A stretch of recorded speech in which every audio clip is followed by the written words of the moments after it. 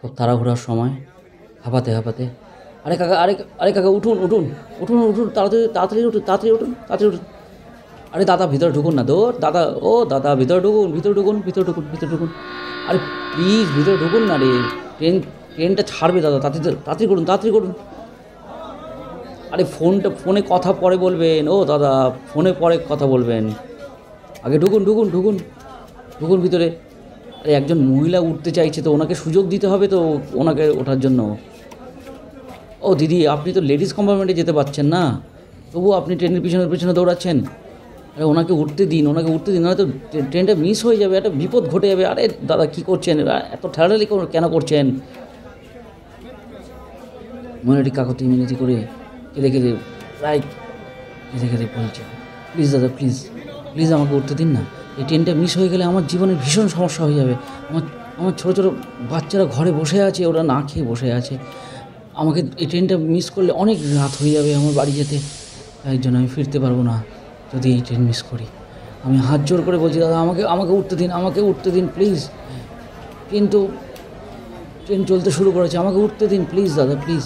রাগ আর কান্না মিশ্রিত, কেন কেন কেন আমায় উঠতে দিলি না?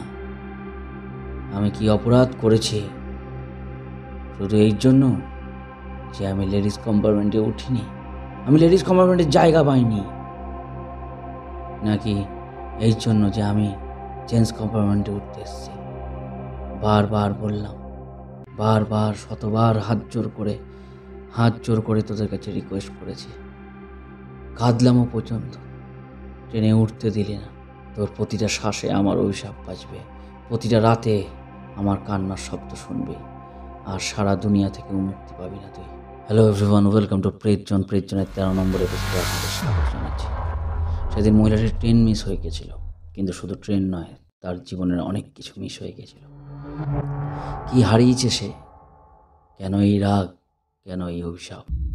কি ভয়ঙ্কর ঘটনা লুকিয়ে আছে এর পিছনে? চলুন শুনে নিই আজকের এই শীতল করা কাহিনী। প্রতি শনিবারের মতো এই শনিবারও আমি বাড়ি ফিরছিলাম। কখন হাওড়া ছাড়লাম খেয়াল নেই, বাড়ি ব্যান্ডেল গডলাইন।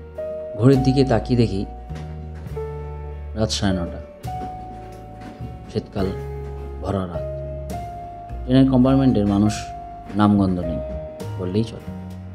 অল্প একটু জ্বরও ছিল শরীরে, তাই হেডফোনটা কানে লাগালাম ভৌতিক ঘটনার গল্প শুনবো বলে।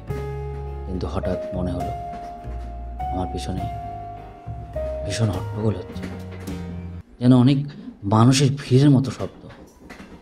আমি ঘুরে তাকালাম পিছনের দিকে, অবাক হয়ে দেখলাম একজন মহিলা, যে মহিলা ট্রেন ছাড়ার সময় কোথাও ছিল না, কিন্তু এখন দৌড়ানো ট্রেনের ভিতরে আমার ঠিক পিছনেই বসে আছে। তার গায়ে শাড়ি, মুখটা আঁচলে ঢাকা, সম্পূর্ণ ঢেকে রাখা। আমি কিছুটা স্তম্ভিত, তবুও ভাবলাম ঠিক আছে, যাকে যেরম ভাবা সেরম কাজ। আবার হেডফোনটা কানে লাগিয়ে ভৌতিক গল্প শুনতে শুরু করলাম। ট্রেন ছুটে চলেছে তার নিজের গতিতে। আমি জানলার ধারে বসে বাইরের মনোরম পরিবেশ উপভোগ করছিলাম। হঠাৎ আমার চোখ গিয়ে পড়লো বাঁদিকের জানলায়।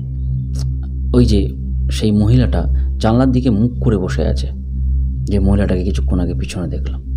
ঝড়ের মতো চুলগুলো উঠছে, ঠোঁট নড়ছে, যেন ফিসফিস করে কিছু বলছে, এক অজানা গলা। আমি তাড়াতাড়ি হেডফোনটা খুলে রাখলাম। না, এই কেমন শব্দ? মেয়ের গলার সাথে মিশে আছে এক অচেনা ছেলেটির আওয়াজ। এটা মেয়ের ভয়েস না কোনো ছেলে কথা বলছে? অতটা পাত্তা দিলাম না। আমি আমার মতন আবার জানলার দিকে তাকিয়ে আছি। শীতের রাতে বসে থেকেও হঠাৎ বুক ভারী হয়ে আসছে, নিঃশ্বাস নিতে কষ্ট হচ্ছে, ঘাম ভিজিয়ে দিচ্ছে শরীর। হঠাৎ আমার দুপা অসাড় হয়ে গেল, মেরুদণ্ড বেয়ে নামলো এক অজানা ঠান্ডা স্রোত। শরীর কাঁপছে, ঘাম ঝরছে। চোখটা বন্ধ করেছিলাম। হঠাৎ চোখ মেলতেই দেখি আমি যে মহিলাটাকে একটু আগেই ট্রেনের ভিতরে দেখেছিলাম, সেই এখন ট্রেনের ভিতরে নেই, সে এখন ট্রেনের বাইরে ঝুলে আছে। হ্যাঁ, বাইরে বাইরে মানে ট্রেনের বাইরে ঝুলে আছে, আর ঠিক উল্টো হয়ে, মাথা নিচে, পা উপরে, চোখ ঘরের মতো অন্ধকারে ডুবে গেছে, দাঁত দাঁত রক্তে ভেজা, আর সেই ভয়ঙ্কর হাসি। ঠিক তখনই গোটা ট্রেন অন্ধকার ডুবে গেল,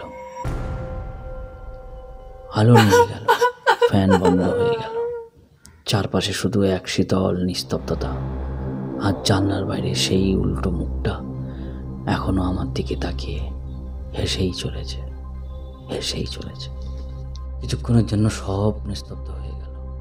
মনে হচ্ছিল যেন এই গোটা পৃথিবীতে আমি আর ওই পিশাচিনী ছাড়া আর কেউ বেঁচে নেই। মুহূর্তের মধ্যেই সব যেন ওলট পালট হয়ে গেল। আমি দেখছি পুরো উল্টোটা, আর এটা আমি শুধু দেখছি না, অনুভবও করছি। আমি এখন আর ট্রেনের ভিতরে নেই, আমি ট্রেনের বাইরে ঝুলছি, আর ওই পিশাচটা আমার জায়গায় বসে আছে। সে পাগলের মতো হাসছে আর বলতে শুরু করলো, মনে আছে তো সেই রাতটার কথা? ঠিক এই কাছের স্টেশন থেকেই আমায় তোরা ট্রেনে উঠতে দিসনি। আমার বাচ্চারা আজও না খেয়ে বসে আছে আমার জন্য। কি ভুল করেছিলাম আমি? শুধু জেন্টস কম্পার্টমেন্টে উঠতে গিয়েছিলাম বলে অনেক ভিড়ের মধ্যেও আমি তো আমার বাড়িতে পৌঁছে গিয়েছিলাম।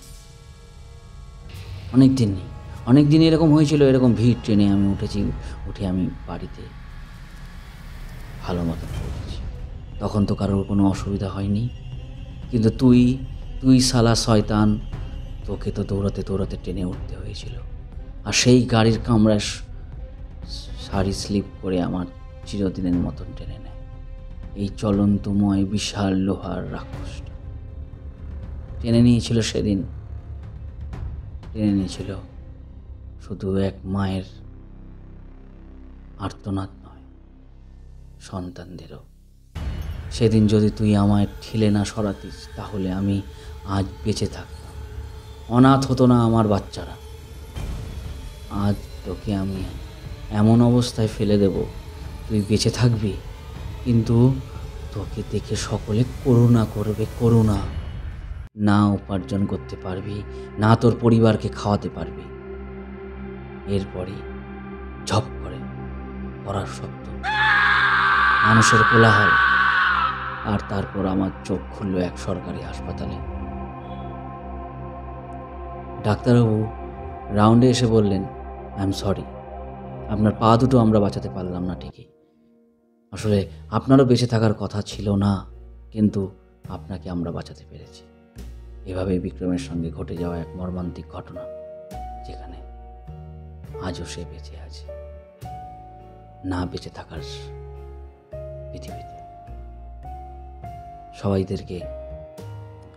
সবাইকে শুধু একটাই রিকোয়েস্ট করব, একটাই অনুরোধ করব সবাইকে, যে বাড়ি থেকে যখন গন্তব্যস্থানে যাচ্ছেন বা কেউ কর্মস্থান থেকে বাড়িতে ফিরছেন, একটু সময় নিয়ে যান, একটু সময় হাতে নিয়ে বেরোন, যেন আপনারা নিরাপদভাবে বাড়িতে পৌঁছাতে পারেন। নালে প্রায় দিনই ঘটবে, কলকাতায় কেন, পৃথিবীর যে কোনো স্থানে এই ঘটনা ঘটতেই পারে। হাতে সময় নিয়ে বেরোন, আর পথে ঘাটে পারাপার হওয়ার সময় ফোন ব্যবহার করবেন না। সবাই সুস্থ থাকুন, ভালো থাকুন।